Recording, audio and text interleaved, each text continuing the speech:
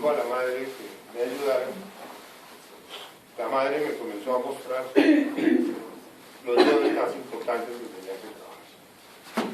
Entonces, lo primero que hizo fue llevarme a un departamento y presentarme de mano a cada uno de mis lujuriosos defectos. Entonces no es lo mismo uno ver, vivenciar, que llegó el Juan Tenorio, que llegó el Casanova, la alegría que uno siente cuando llega el Casanova, cuando llega el Juan Tenorio a la reunión, cuando llega el no sé qué. Y uno está tan identificado con ellos que hasta los aplaude cuando van llegando, ¿cierto? Bien. Ahora, llega un yo de los que a ustedes no les gusta y ahí sí se molestan. No todos los invitados a la fiesta caen bien. Hay algunos que caen mal. ¿Sí? Bueno.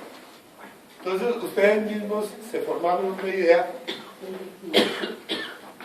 de cuántos invitados tenían en la fiesta. Llegan los yoes homosexuales, llegan los yoes tales, no sé qué. Bien. Cuando ustedes regresan de la experiencia ya se dan cuenta, ¿sí? Por lo menos ya pueden decir que los vivenciaron. ¿Sí? Después va a empezar un trabajo uno por uno, donde la misma madre le va diciendo a uno, no le tenga miedo. Ella tiene un teatro donde le muestra a uno las principales escenas de ese defecto.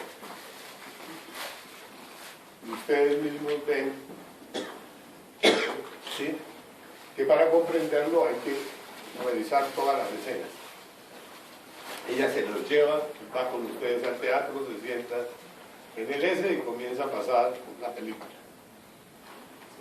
Después los lleva a los camerinos para que ustedes vean a los actores cómo se arreglan, cómo manejan sus cosas. Listo, van pasando escenas. Ya más adelante comienzan el estudio.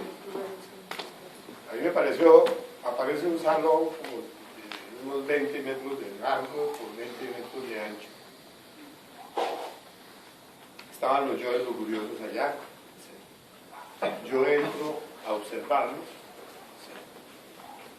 Estoy en el medio de ellos y aparece un yo sapo.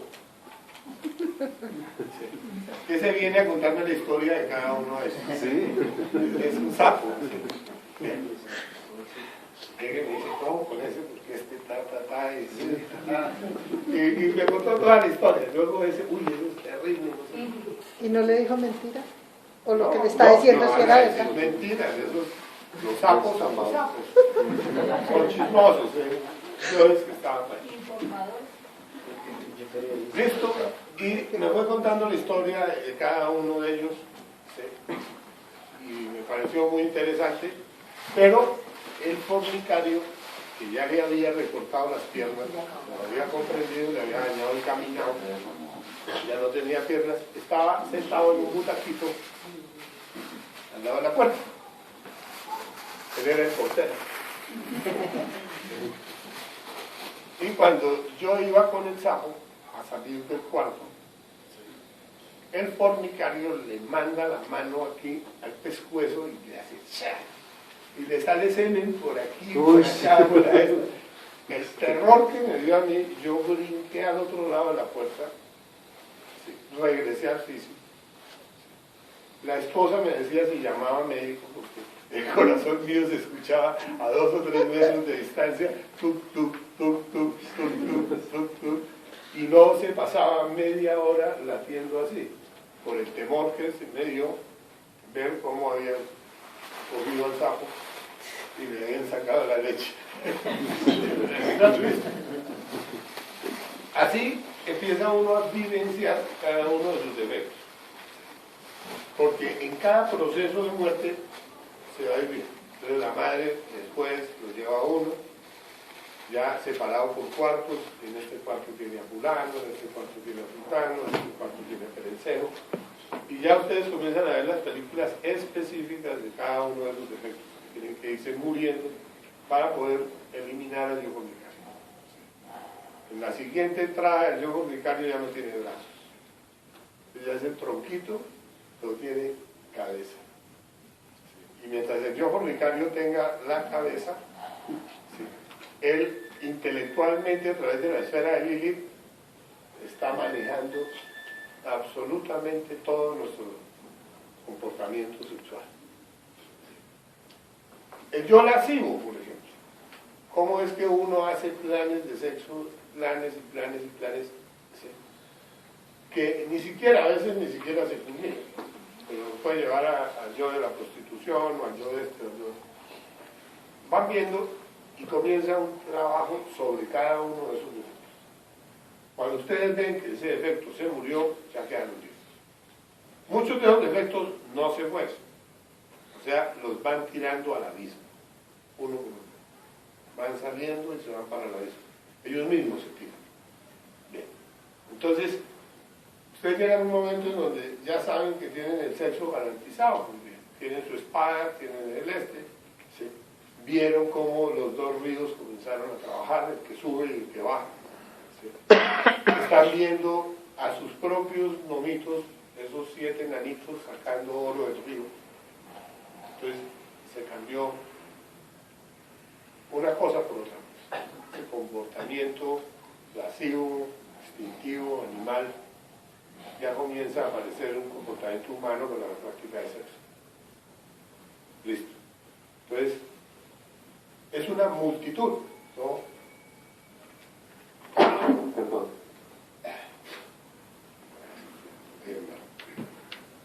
Es una multitud, sí. Pero ahí ya se metieron de lleno con una familia. Lujuria.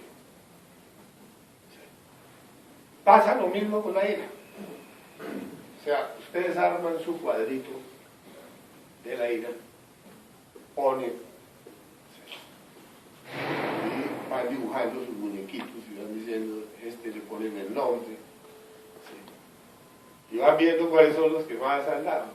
Por ejemplo, yo tenía un yo que le gustaba pelear y romperse las narices en las calles, y era medio pandillero. ¿Sí? Entonces, ¿listo? ¿Sí? ¿Cuántas peleas tuvo ese yo? ¿Sí? ¿Cuántas cosas hizo aquí, allí, allá? Y va uno viéndole todos los detallitos.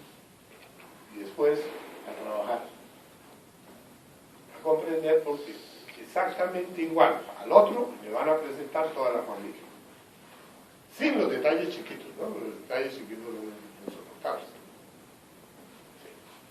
Hasta el yo asesino, que así ustedes no lo crean, lo tienen y grandecito. Eso de que cada vez que alguien se porta mal con uno ya está pensando en matar. La mejor manera es quitarse encima el muñeco. Bueno, entonces, y ustedes comienzan a estudiar el yo asesino estudiando los matones antioqueños, los matones boyacenses.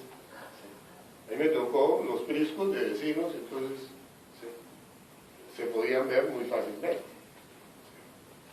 Y así van viendo con cada uno de esos que todos pensamos igual. Ustedes piensan que no, que se piensa más.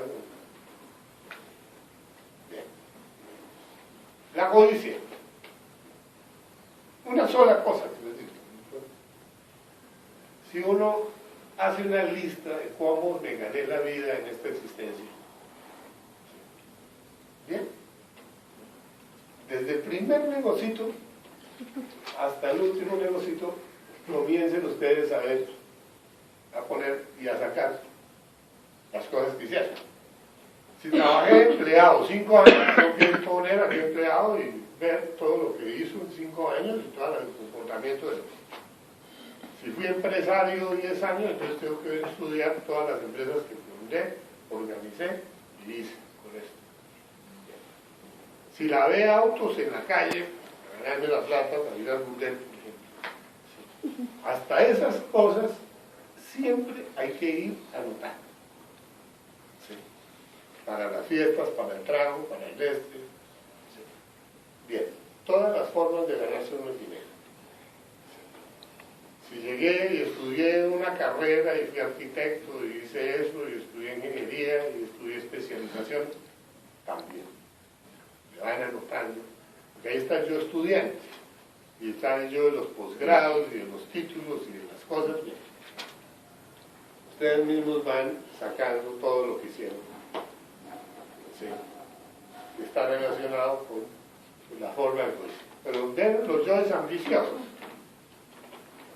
que quieren tener riqueza, el yo rico, el yo pobre, porque todos tenemos el rico y el pobre. Todos tenemos el derrochador y todos tenemos el avaro.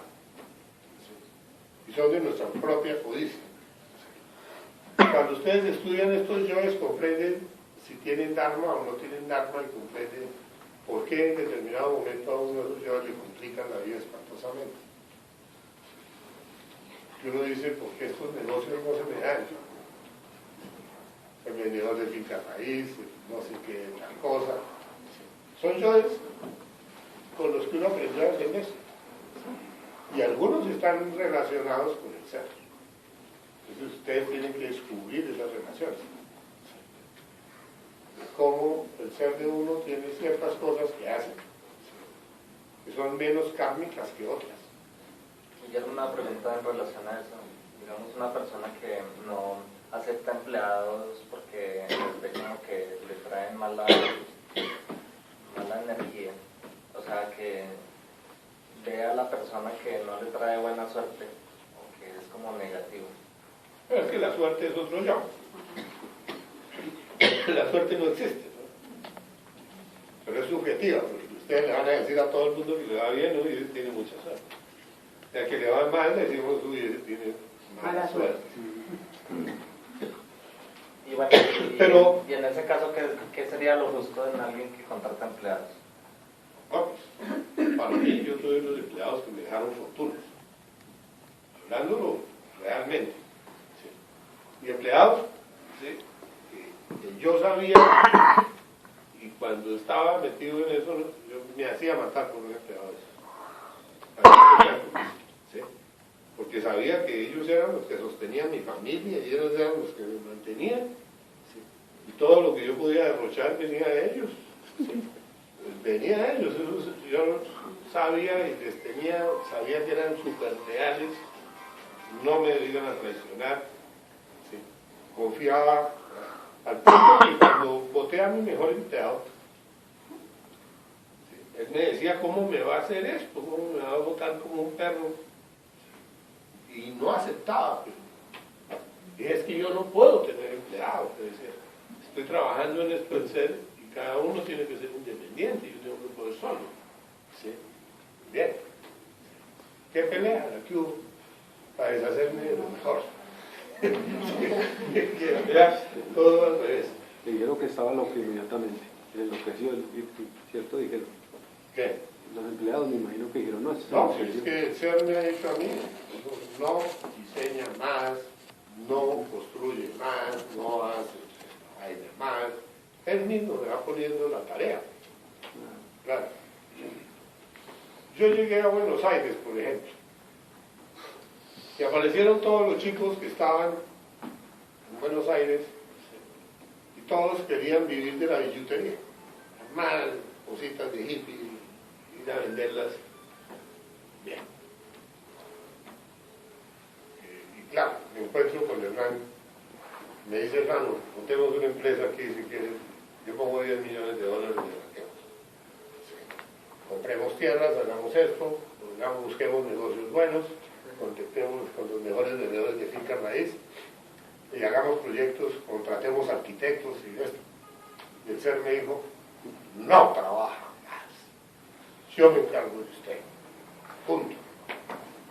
Así radical, no trabaja. Al otro día me comí y decía, loco, no. Hágale solo. Sí, claro, para que vean ustedes. ¿Sí? Claro, yo decía, sí, entre ponerme a hacer billutería y trazar 4 o 5 líneas y mirarlas, admirarlas. Prefiero ponerme a hacer esto que esto. ¿Sí? Pero era la codicia la que me estaba llevando al otro extremo. una pruebita ahí. Cada uno tiene que financiar su propia obra. No puede haber financiación que venga de otro para la autorrealización del ser. El ser le dice a uno, ¿sí? Usted se tuvo que ganar el pan con el sudor de su frente por fornicario. Pero cuando ya usted rescata las aguas, le dice, de ahora en adelante yo me encargo de usted. Se devuelve lo que había pasado antes, se revierte para el otro lado. Ustedes mismos se van a dar cuenta de eso, lo van a evidenciar. Entonces no es cuestión de creer, ni de escuchar, sino de ir y darse cuenta. A nosotros nos tiraron del paraíso por fornicación y cuando regresamos vuelven y nos entregan todos los atributos y los poderes que teníamos y que vayan siendo Alá. El peor enemigo del ser es la fornicación. El yo lascivo en sí, ¿qué es? O sea, no...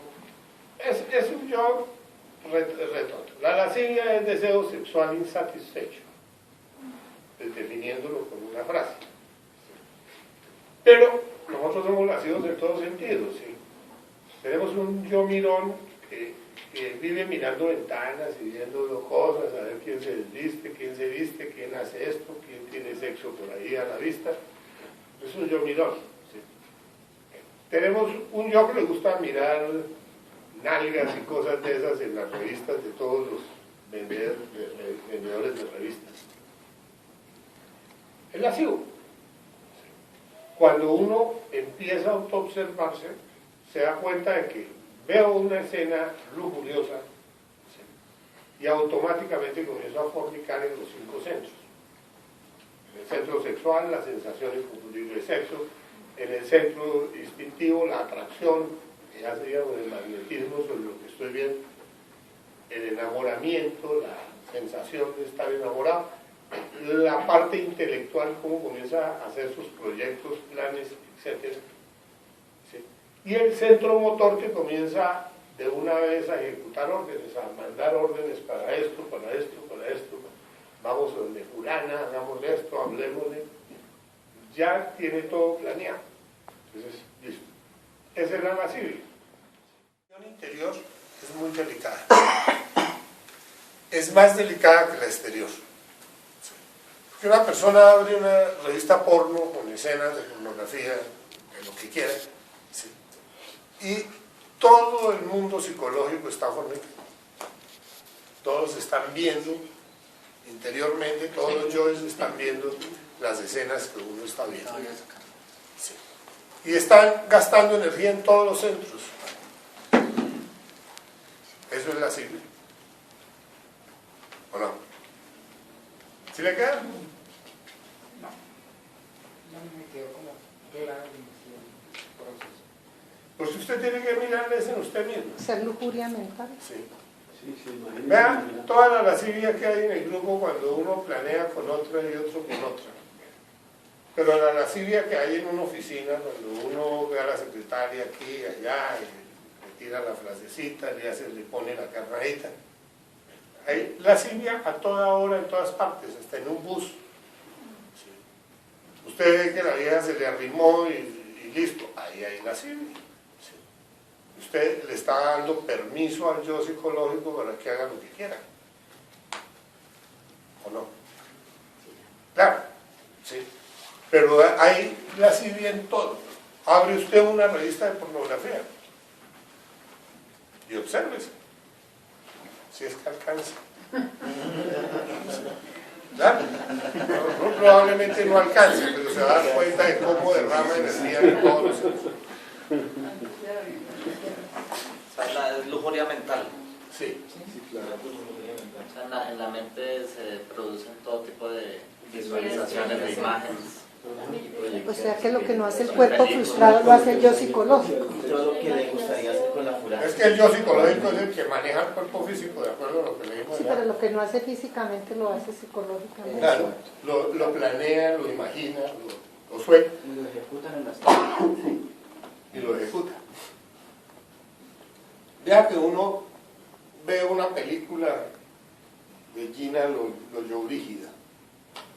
Al rato, por la noche, llega y ve la fila de 10.000 o 20.000 tipos haciendo fila para acostarse con ella. Es pura lascivia todo lo que está sucediendo, de todos los que están ahí, que van a buscarle hasta. Y como ella sirvió de modelo, también le sirve a todos para que copulen con ella. Entonces la artista se comienza a volver más famosa. O sea, ella empieza a magnetizarse. Y a magnetizar a todos los bobos que va a llevar para la vida. O sea, pero eso es un proceso energético ahí. Todo Todo eso. es energía. Todo es energía. Usted va a ver eso. Lo pasa con Shakira, lo mismo pasa con estas. Todas estas viejas son demonios que están llevando gente para la vida. Y lo primero es a través de la lascivia. Bueno. Entonces ahí está la multiplicidad. En esa conferencia también habla de observar, judiciar y ejecutar. ¿Qué dice eso? Evidenciar, experimentar. Vivenciar, Evidenciar, comprobar. Experimentar con el Porque experimentar y comprobar. uno tiene que experimentar con el yo cuando lo está matando. Evidenciar, Y experimentar. va vivenciando que le quitaron los pies, que le quitaron las piernas, que le quitaron los brazos, y también vivencia la decapitación del yo. Por ejemplo, con el yo del orgasmo. Dos yoes distintos, uno el orgasmo de la mujer y otro el orgasmo del hombre, y yo tenía que matar a los dos, ¿cierto? Sí. En el caso del yo del orgasmo del hombre, sí, fue absolutamente imposible matarlo. Lo tuve que meter en otras dimensiones superiores. No fue posible. Ya se los he contado. Viene un enano como así de grande, con un maletín terrible donde lleva las pólizas del seguro de vida. Y cada vez que uno fornica, pues está perdiendo la vida. Y él le vendía seguros de vida a todos los demás yoes, la legión. Y dije, no, se acabó esta vagabundería aquí. Yo vengo por usted, y espada en mano comencé a perseguirlo y fue imposible matarlo. Bien, el cabezón este terminó metido en otra dimensión y ya la madre me dijo, déjelo ahí. No me dio chico para seguirlo persiguiendo. Lo que hago. Entonces dije, voy a estudiar el orgasmo a la mujer. Y cuando empecé a hacer el estudio del orgasmo de la mujer, comencé a estudiar por qué me gustaba que la mujer tuviera el orgasmo cuando estaba en la práctica. Y tan, iban saliendo frases, una, otra de las causas, ¿no? Ese mismo día lo maté. Ese no duró sino un día. Entonces, ¿qué sucedió? Yo empecé a hacer la confesión antes de quedarme dormido. De pronto aparece una niña en una patineta. Y la niña era como una cabecita con piernitas y con bracitos. ¿Sí? Que iba en una patineta por una calle. ¿Sí? Dándole a eso. Y confesándose. Cada frase, cada cosa por la que se hacía. De pronto aparece una camioneta RAM blanca de esas grandes y ¡ram! La aplastó. Sí. Y yo recogí lo que quedó del cadáver y me fui para el tribunal del karma a negociar, sí, a pagar. Sí. Ya estaba muerto, ya había pasado el proceso de muerte. En ese caso sí me mostraron que claro, exactamente lo que tenía que ver y listo. Pero fíjense que ese yo en un solo día se murió, no de una, por la confesión que uno mismo hace, por esto. Uno cierra los ojos y sigue confesándose. Sencillísimo. No hay que ir muy allá, ustedes mismos ven el muerto. Y a cada uno se lo van a mostrar de una forma diferente. Bueno. Sigamos entonces. Entonces entramos con la ley de octavas. Ley de octavas. La ley Esta conferencia es importantísima porque ¿sí?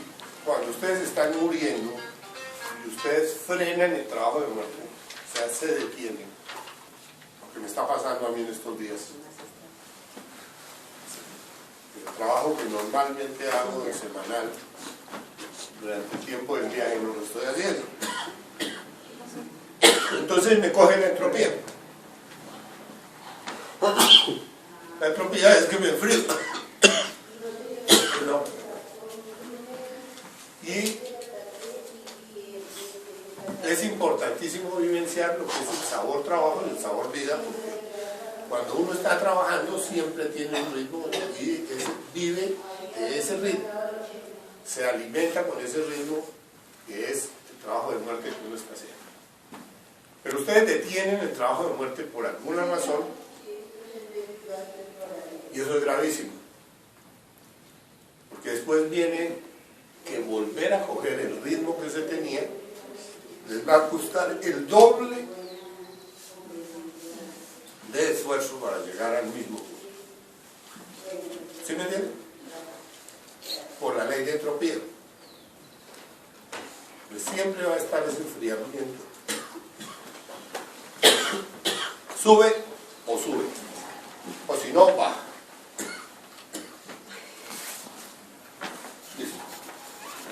Sí. Bueno, ley de octavas.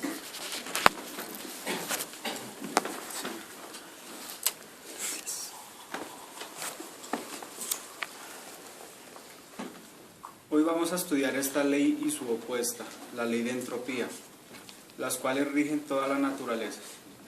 Cómo conocerlas y poderlas utilizar para lograr nuestro objetivo de autorrealizarnos en una existencia. La ley de octavas nos enseña a ascender, nos muestra dónde nos estancamos, por qué y cómo poder seguir ascendiendo hasta la meta final. Si nosotros observamos la escala musical do, re, mi, fa, sol, la, si, vemos las 7 notas musicales. Para ir de un do inferior a un do superior es necesario elevarse una octava más. A esta escala la llamaremos la corriente de la vida, en la que todos los seres humanos están directamente involucrados, a la vez que sometidos por ella. Al comenzar a cantar una escala musical, do, re, mi, cuando llegamos a mi encontramos la primera pausa. Entre las notas mi y fa, luego vemos que las siguientes 3 notas, fa, sol, la, van juntas, pero al llegar a la nota la, hallamos la segunda pausa, entre la y si. Pasando a la nota si, vemos que está independiente y encontraremos la tercera pausa, entre si y do superior. Esto implica que vamos a encontrar 3 pausas en una escala musical. Esto mismo sucede con todos los eventos de la vida de uno. El primer shock se da al nacer. Al nacer e inhalar el primer aliento, cuando la chispa ingresa al nuevo cuerpo, tenemos derecho a las notas musicales do, re y mi. Estas equivalen al cuerpo físico, cuerpo vital y el principio de alma dado por la nota mi, acompañados por una personalidad con la que nos desenvolvemos en el mundo físico. Nacemos, crecemos, nos reproducimos, envejecemos y morimos sin ningún objetivo verdadero. En esto estará toda la humanidad mientras no encuentre algo que le permita vencer esta primera pausa. A partir del momento en que llega al mí, o continúa subiendo o regresa al punto de partida. En el último de los casos, la ley de entropía nos igualará en el cementerio y tendremos que retornar nuevamente una y otra vez hasta agotar los 108 cuerpos físicos que tenemos por ley. Aquí encontramos a los llamados hombres del tercer día, vistos a la luz del Génesis, fascinados con la existencia, hipnotizados y sin siquiera conocer la razón de su existencia. El segundo choco. Si alguien nos da el conocimiento, nuestra existencia tendrá razón de ser. De 1000 que me buscan, uno me encuentra. Una vez recibido el conocimiento, se nos abren 2 caminos. Lo practicamos y continuamos avanzando, o no lo practicamos y lo volvemos una creencia. De 1000 que me encuentran, uno me sigue. Una vez recibido el conocimiento, deberemos empezar a crear en el sexo, con la energía creadora sexual, los cuerpos solares para avanzar por las notas musicales Fa, Sol, La. Esto implica la creación de los cuerpos astral, mental y causal solares, o hacer la primera montaña y convertirnos en hombres del sexto día, según el Génesis. Hombres hechos a imagen y semejanza de Dios, los hombres verdaderos. Pero aún así no se es un Dios, es necesario vencer la segunda pausa. Debe darse el tercer shock para conquistar la nota musical sí, y esto implicará morir en sí mismo o hacer la segunda montaña, de 1000 que me buscan, de 1000 que me siguen, uno es mío. Sin embargo, aún nos falta vencer la tercera pausa. Para esto es necesario conquistar el do superior, lograr el nacimiento segundo, la resurrección, y no se puede resucitar sin morir. Esta es la muerte de los yoes causa, que tiene que darse para poder nacer en el mundo espiritual, el cuarto shock. Esto implica finalizar la segunda montaña y empezar la tercera montaña. Cuando la persona logra avanzar de un do inferior hasta este do superior, se dice que ha logrado nacer por segunda vez. Ese nacimiento de fondo sería hacerse un resurrecto. La alternativa está abierta para todos los seres humanos, pero es absolutamente necesario que se sepa cómo hacer el trabajo y cómo aplicar los 3 factores de la revolución de la conciencia. Nacer será la primera montaña, creación de los cuerpos, recuperación de las aguas, el Génesis. Morir, segunda montaña, la eliminación de los defectos, es el Apocalipsis. Sacrificio por la humanidad, la tercera montaña, conseguir un discípulo. Bueno, la ley de entropía. Está muy bien, está muy claro, pero hay que agregar algo. Si uno no sube, baja. O sea, no se puede detener. Una vez de que uno empieza con el trabajo de la muerte psicológica, así sea yo fornicario, lo otro, ya desde ese momento viene alguien por detrás pinchándolo, muévase, muévase, muévase. Se empezó la iniciación. Así esté haciendo la primera montaña, a toda hora tiene por detrás la persona que no lo deja descansar. Ya está pinchado. O se mueve o baja. O sube o baja. O sea, no lo dejan que se quede en un solo sitio. Y eso es tremendamente complicado. Hay que acostumbrarse a estar a toda hora subiendo, ascendiendo. De lo contrario, la ley de entropía, que es la gemela de la otra, se lo traga uno. Entonces vamos a la ley de entropía. La ley de entropía es la también llamada ley de igualación. Ejemplo, si ponemos una olla llena de agua caliente junto a otra llena de agua fría, vemos cómo se precipita la entropía. Hay un intercambio de calor y de frío. Por último, ambas quedan iguales. Iguales de fríes. Correcto, igual de fríes. Iguales de fríes. Millones de personas están metidos en el camino de la entropía. Como no trabajan sobre sí mismos, cada día se vuelven más imbéciles. La mente se les va atrofiando, los centros de la máquina humana cada vez están más degenerados, etc. Ya no les trabajan todos los órganos del cerebro, y al fin llega un día en que la ley de entropía los inmola a todos en el Tártaro. ¿No se han fijado cómo la ley de entropía inmola a la gente? Pueden enterrar a uno en un ataúd de oro y a otro en un ataúd de madera, y por muy bonita que sea la sepultura, a la larga quedan iguales de huesos. O sea que la ley es para todos. Todas las cosas están marcadas bajo la ley de entropía. En todo se le encuentra los mares convertidos en basureros, ríos contaminados, peces moribundos, atmósfera contaminada por el smog, los frutos de la tierra adulterados. He ahí la ley de entropía. Solo mediante la transformación es posible vencer la ley de entropía, pues la transformación incluye sacrificios, eso es ostensible. Por ejemplo, si uno sacrifica el deseo sexual, esa fuerza que por medio de otra fuerza, Esa fuerza que por medio de otra fuerza cristaliza sus poderes en nosotros, crea los cuerpos existenciales del ser. Si uno sacrifica la ira, aparece la gema preciosa, la mansedumbre. Si sacrifica uno el ansia de dinero, la codicia insoportable, nacerá en uno el altruismo.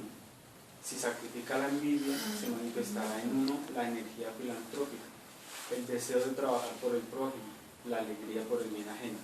Es decir, no puede haber transformación sin sacrificio.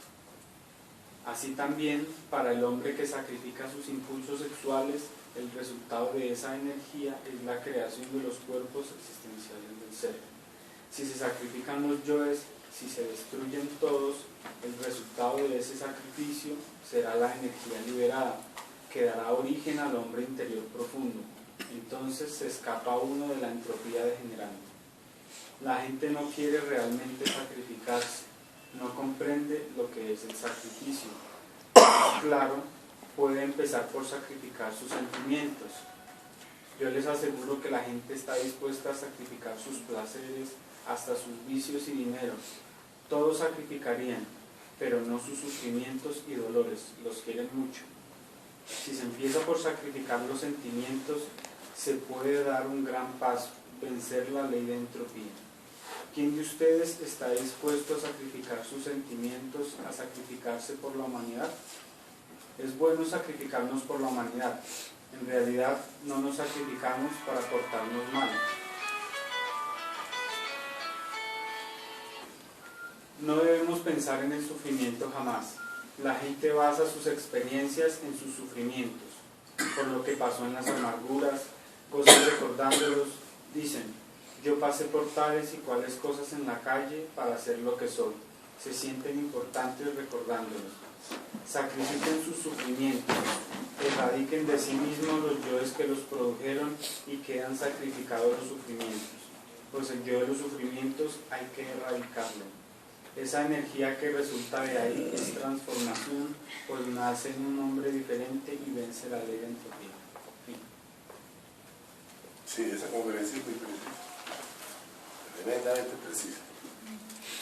Y internamente ustedes mismos lo vivencian.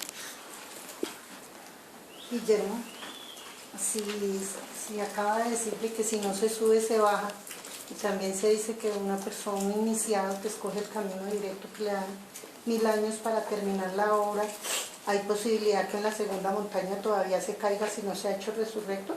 Claro, estar vivo a las causas de Dios. O sea que el escoger el camino directo no le garantiza que ya no se caiga. No, escogerlo es lo de menos. Usted puede escoger el camino rapidito, 10 años, algo más. Escogió el camino directo.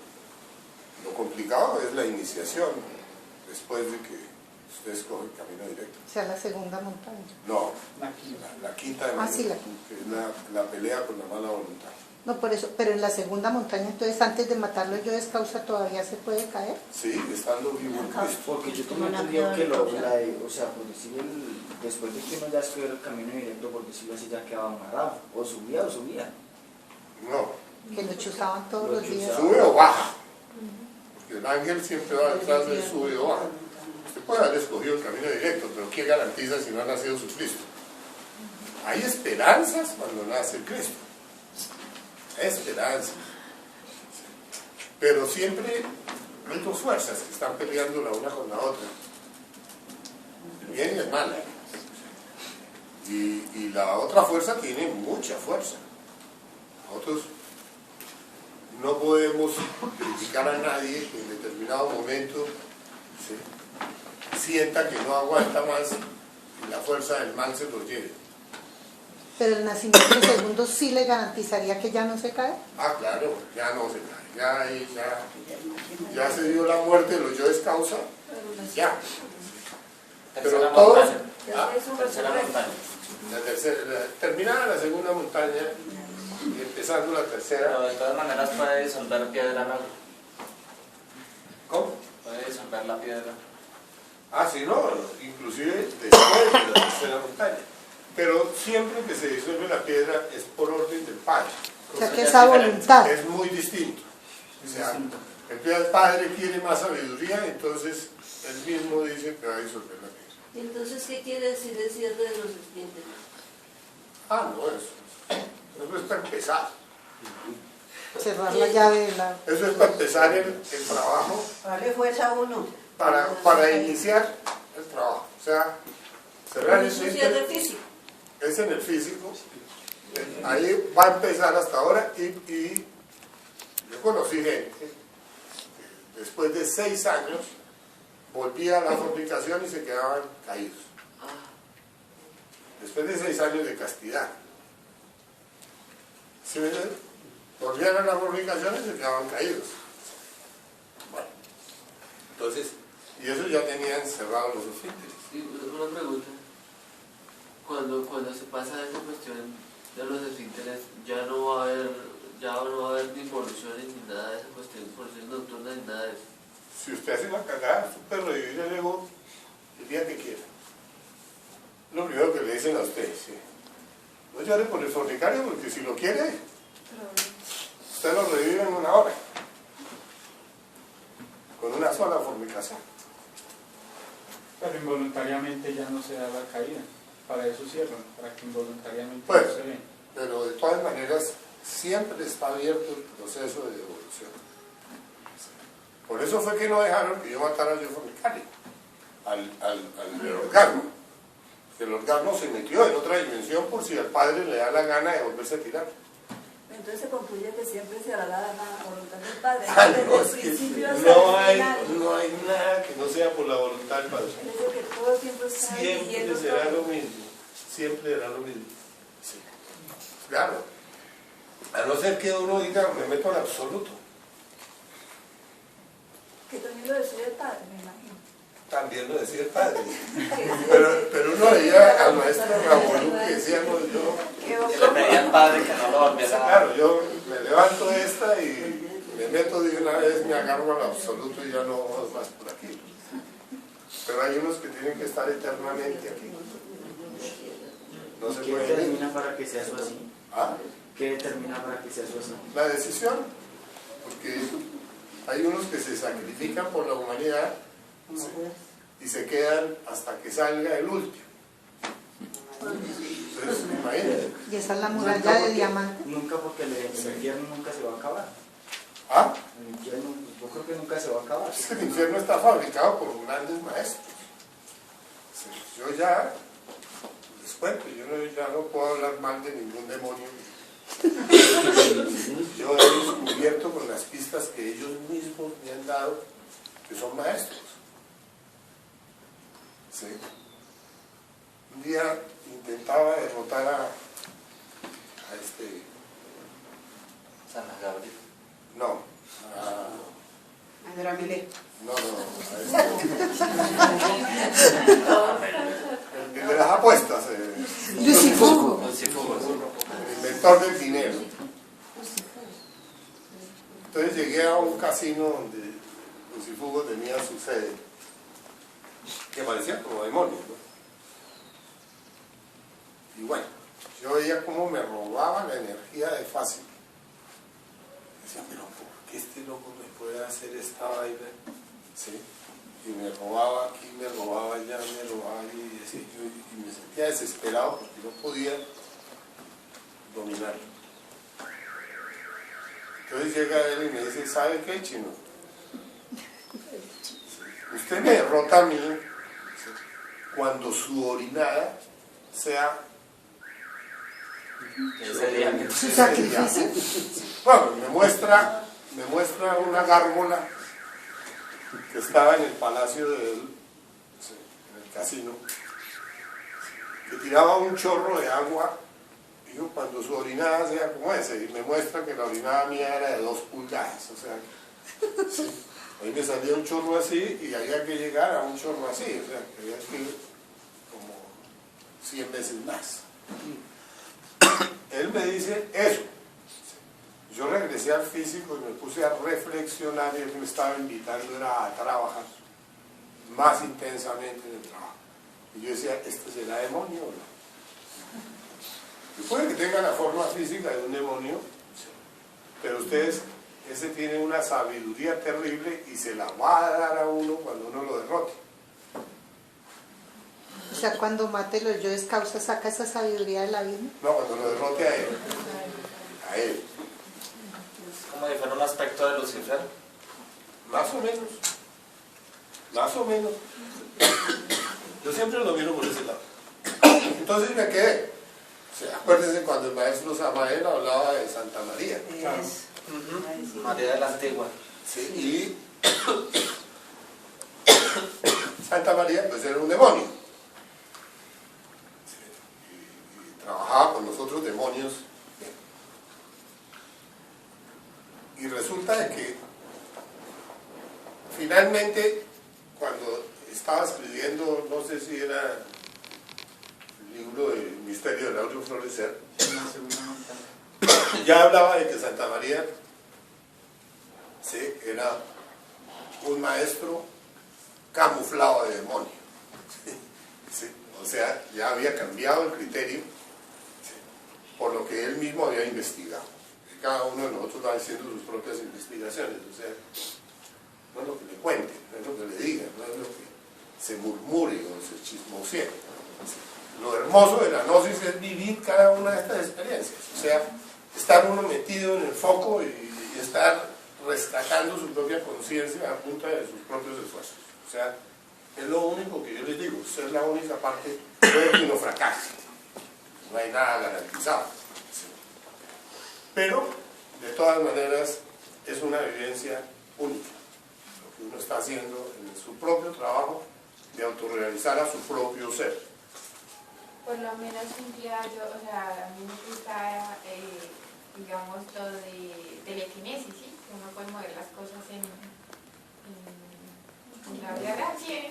Entonces, un día yo me levanté y comencé a investigar sobre eso y comencé a investigar sobre eso. Entonces duré una semana sin preguntarme, sí, averiguar y esas cosas. Entonces un día yo me soñé que estaba en mi cuarto y entonces yo tenía libros. Entonces comencé a moverlos y a traerlos, ¿sí? Entonces como que era como tan chévere, ¿sí? Que yo tenía como el poder y era real, ¿sí? En ese momento. Entonces yo comencé y lo traje hasta mi mano y lo llevé otra vez hasta el puesto donde estaba, ¿sí?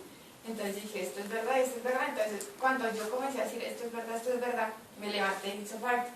No pude experimentar más allá de lo que sí. Bueno, pero es que se pueden hacer miles de cosas mucho más allá de eso. Sí, mucho más allá de eso. Usted puede, sí, en determinado momento puede meterse en Ginas y aparecer con un auto completo en otra parte del mundo. Sí, bien. Eso lo hace el ser. Sí.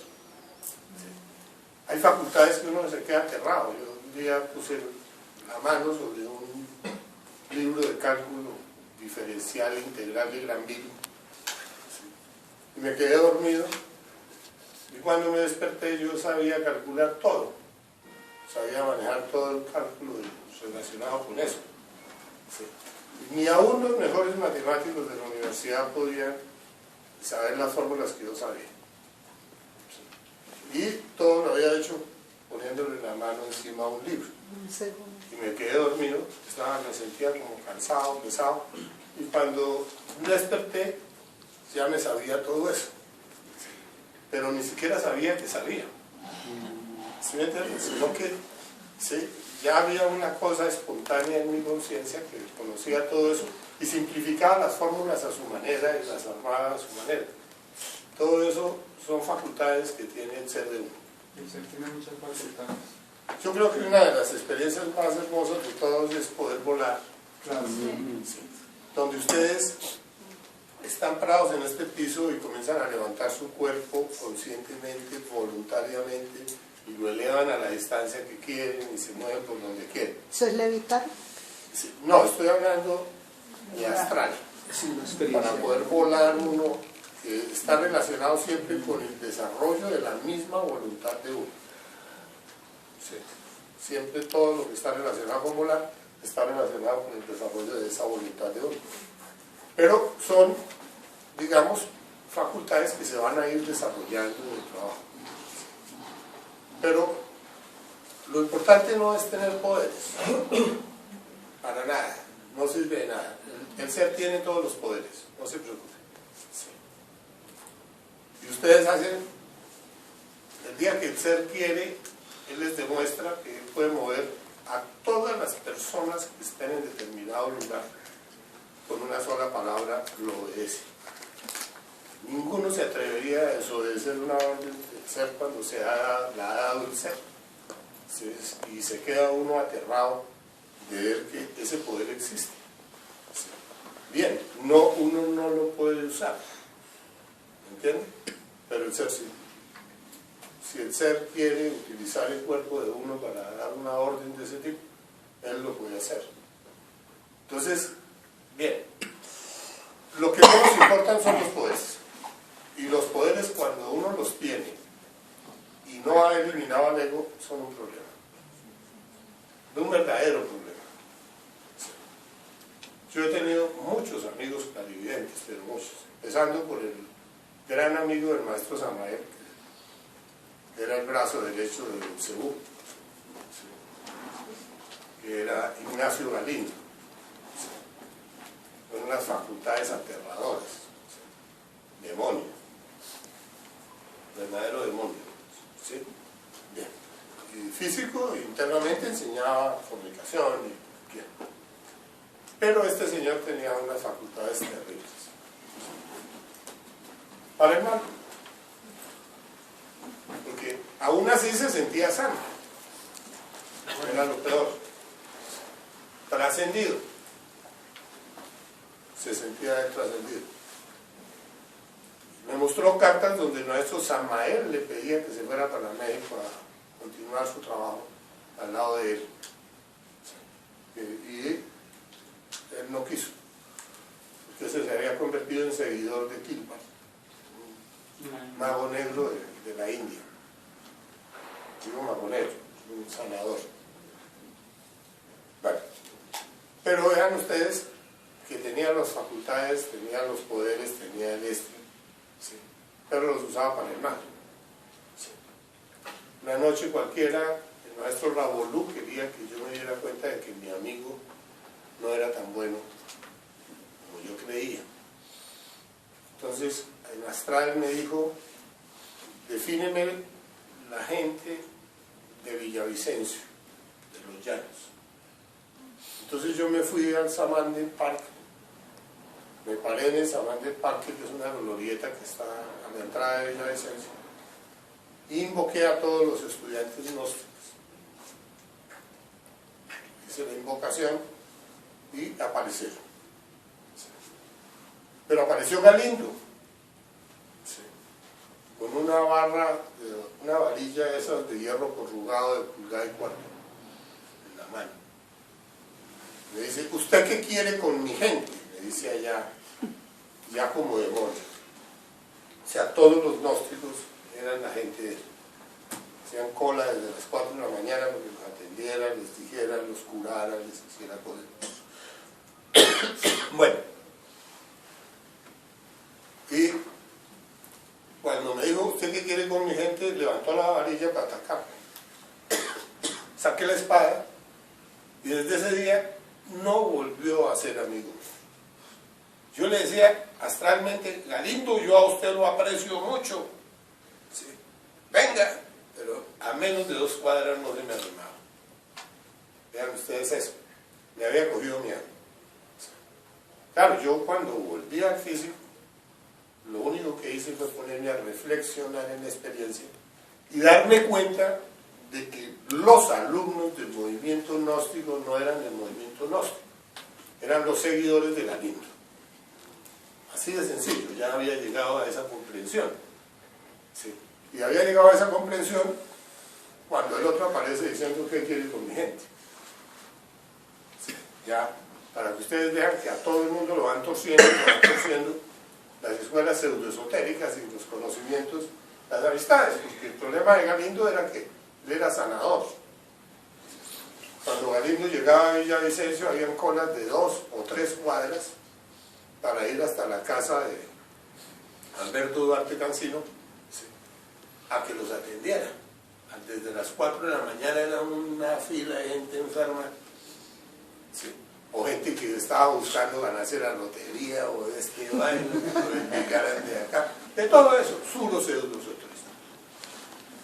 Y todos creían que ese era un santo, pero ya se había empezado a averiguar de que de santo no tenía nada, era un demonio.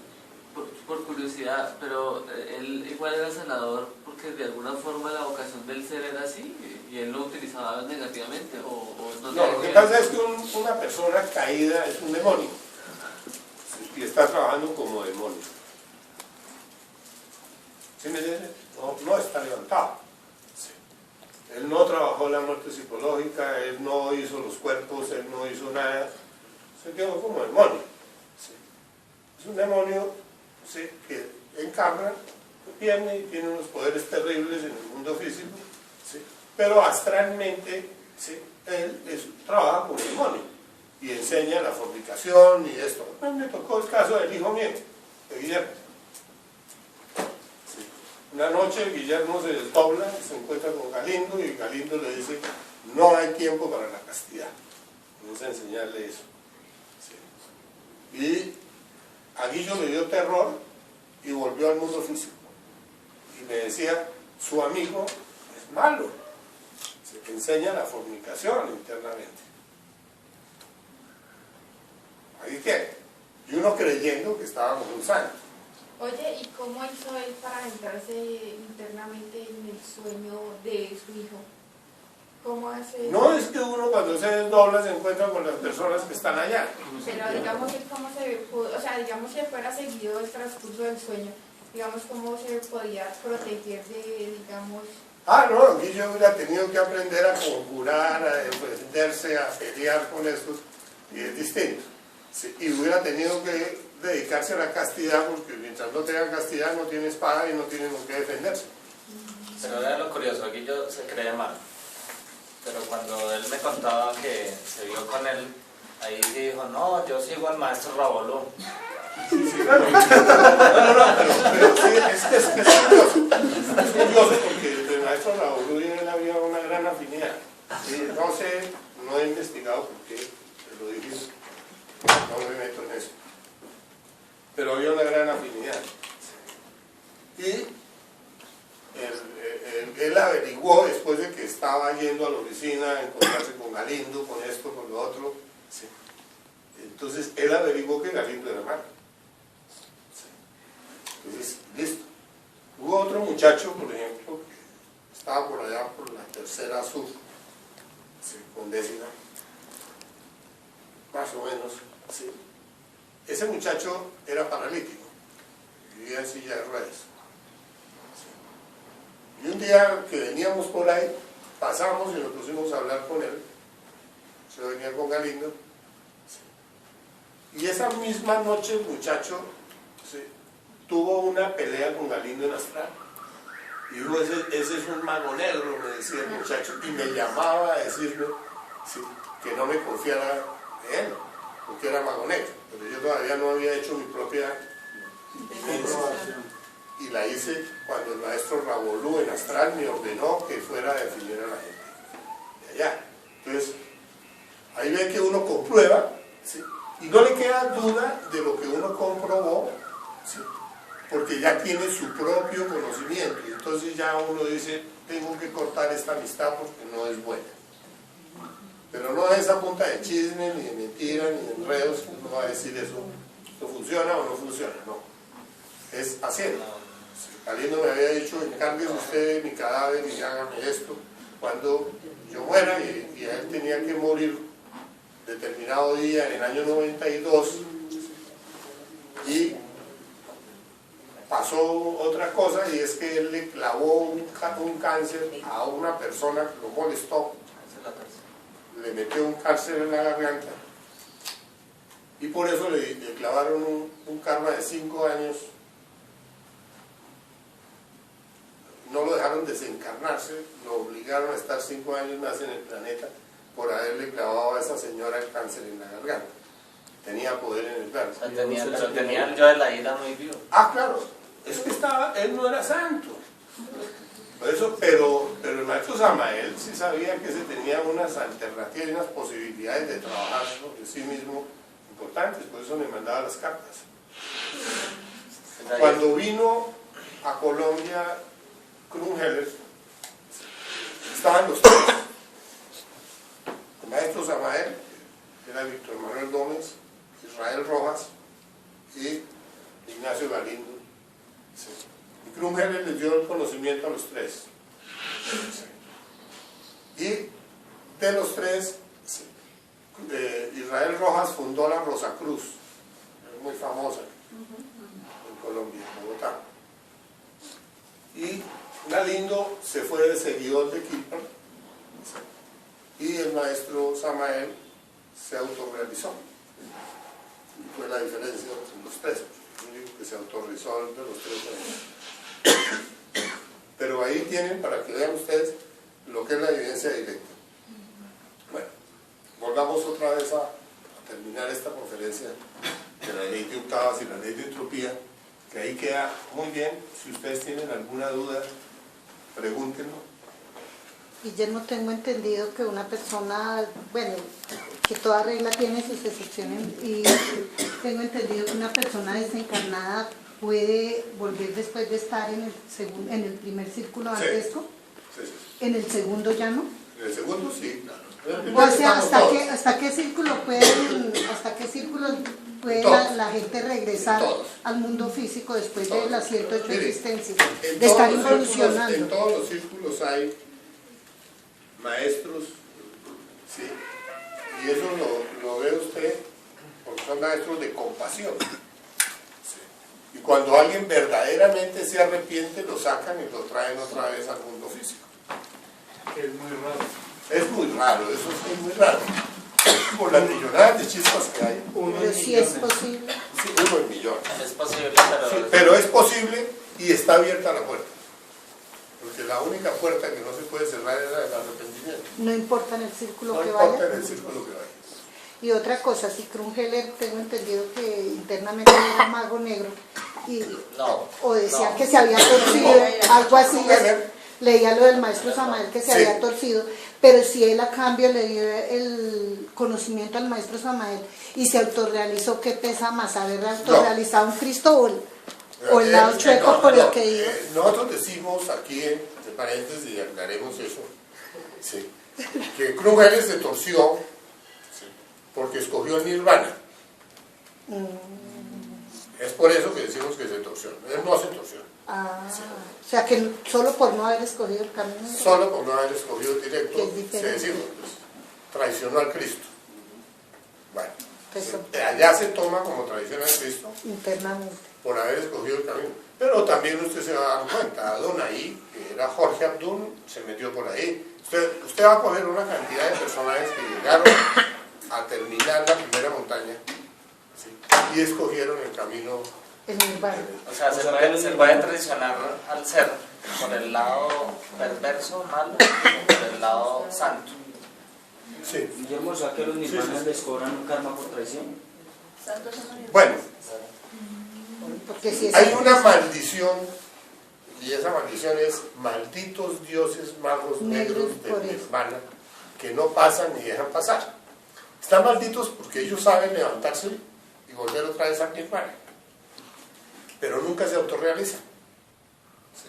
Claro que dicen que ahora, después de que se acabe esta raza, van a abrir el Nirvana para que todos los que no querían autorrealizarse en este momento, ¿sí?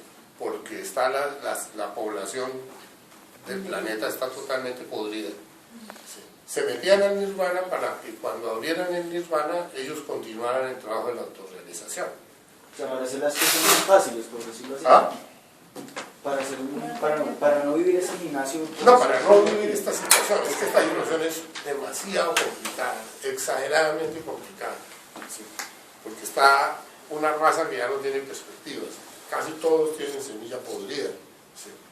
La semilla podrida, hasta donde yo supe, ya iba en el 80% de la raza. Entonces, imagínense, estamos hablando de una cosa aterradora, ¿sí? No todos. Hay unos que tienen menos, pero hay otros que tienen más. Por ejemplo, los suecos ya van en el 90 y pico % de semilla podrida. Es por el homosexualismo. Sí, claro, sin duda. Entonces, pero no son todos. ¿Sí? Ustedes pueden encontrar gente, ¿sí?, que llega a los 25 años sin haber tocado su energía sexual. Entonces, para que vean eso, la diferencia. ¿Sí? Que tienen todas las partes sanas de su cerebro, que tienen el no lo han atrofiado. ¿Sí? Y son gentes muy especiales con unos contactos con el ser aterradores. ¿Sí? Personas que se desdoblan y hablan de tú a tú con su propio ser. Guillermo, y si se diera la destrucción del planeta y digamos el planeta karma para no se el va a destruir. planeta, no. La raza es la que El planeta no se va a destruir porque ahorita ya viene otra raza. En 500 años va a estar aquí, van a estar los corales. Ah, ¿van a ser siempre aquí? Sí, claro, y el planeta lo van a regenerar, todas estas construcciones. Ah, porque eso era lo que bueno, le iba a entonces, preguntar. Si alguien estaba trabajando y quedaba destruida la vegetación, el aire contaminado, todo, no, eso lo y se regenera. acababa la gente, entonces ¿dónde terminaba el trabajo? Eso lo regeneran los maestros en los O sea, me 500 preguntaba si años eran que siguen a la final nuestro. Me preguntaba si era en el éxodo o dónde era donde iba a ser, donde iban a No, terminar en el el éxodo trabajo van a los que llevar estén juiciosos. A los que hayan completado el 50% de conciencia. Y el que no alcanza. Pues no va. No, sí, al éxodo van a llevar a que tenga el 50% de conciencia, que es la norma que está dada por 2 iniciaciones. El cuerpo físico y vital son 48% de conciencia y el 3% ya va con el 51%. Entonces, pero todo el que está trabajando en el nacimiento, cuando termina determinada iniciación, le dicen bienvenido al éxodo. Así de sencillo. Y ya sabe y tiene definida su entrada al éxodo. Y va y viene, porque eso es una realidad. Ahora, a todos los que no tienen derecho al éxodo, ¿sí?, pues les pierden su cuerpo físico. Y las chispas las ponen en el planeta involucional. Así de sencillito. ¿Sí? Listo. Más adelante los sacan. ¿Sí? Porque los pueden meter, si no han completado las 108 existencias, lo meten al limbo. Y esperan en el limbo. ¿Sí? Allá no hay tiempo. ¿Sí? Esperan a que pasen determinado número de años. ¿Sí? Y vuelven a regresar otra vez al planeta. Siguen aquí, les dan cuerpito de corales, ¿sí?, y continúan su trabajo normal. ¿Sí me entiendes? Bueno. ¿Cómo vendrían siendo los corales? Los corales son una raza rosada, Como langostas. estilo coral, no.